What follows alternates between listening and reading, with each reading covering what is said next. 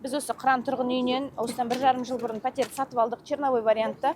Лично менің пәтерім 94 квадрат, 40 миллион қалдық біз, черновой вариантта. Ол яғни қазіргі рыночный стоимость сай баға болып келеді.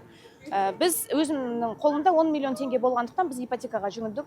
Фортобанкпен ипотека алып, 1,5 жыл бойы 600 мың теңге ипотека төлеп келеміз. Енді қазіргі таңда осы сентябрьда біз чатта случайно узнаем, соседи высылают, что у нас, оказывается, в квартирах стоят ограничения. Арестқа түскен себебі қытайлықтар, жаңағы Қытайдың застройщигі International Invest Company біздің 76 пәтеріміз якобы незаконным путем сатып алынған деп арыз жазыпты. Ол арыз в рамках уголовного дела. Отдельно исковой заявление түспеген. Біздің пәтерімізге егер біреу претендовать ететін болса, исковой заявление түсіріп, кәдімгідей бізбен соттасын. Біз любойына докажем, что ол біздің пәтер. Себебі бүкіл Қазақстан жаңағы юстициясына өткен документ біздің қолымызда. Олардың жаңағы қытайлықтардың жұмысшылары ақшаны ары қарай одинеске салды ма, қалтасына салды ма, оны біз қайдан білуіміз керек.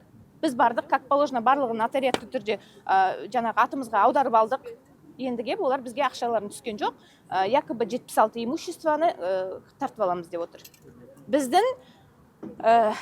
как сказать, без нашего ведома, бізден ешкім сұрап отырған жоқ.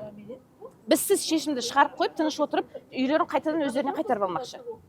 Біз сонда жаңағы 600 мың төлеп отырған ипотекамыз қайда, маған кепіл қазір банк болып тұр, допустим.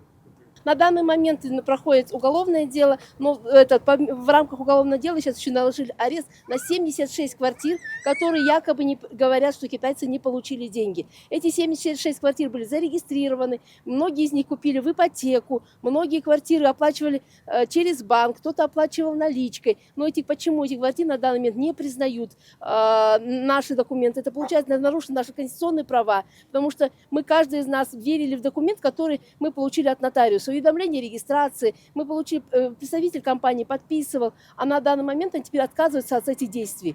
Поэтому мы требуем от государства, чтобы разъяснили нам вот это, почему наши квартиры, которые мы доверяли государственным органам, которые дали нам уведомление регистрации, почему на данный момент поставили у нас наши квартиры в арест. Вот это большой вопрос для нас.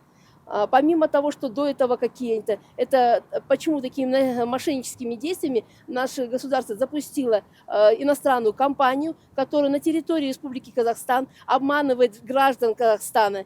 И теперь вот больше 150 семей стоят в таком переживании, находятся в такой стрессе, потому что мы, каждый из нас с кучей детей сейчас остаемся непонятно в таком подвешенном состоянии. Поэтому мы просим нашего президента, как гаранта Конституции, прийти к нам навстречу, выйти, разъяснить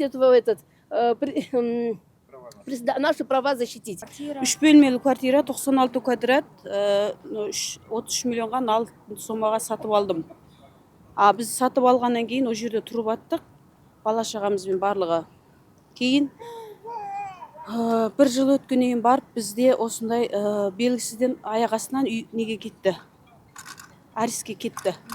Бұл жерде ешқандай соттың шешімі болған жоқ, ешқандай ескерту болған жоқ. Уже апрель айынан бері осы таудың артында жүрміз біз қазірге дейін.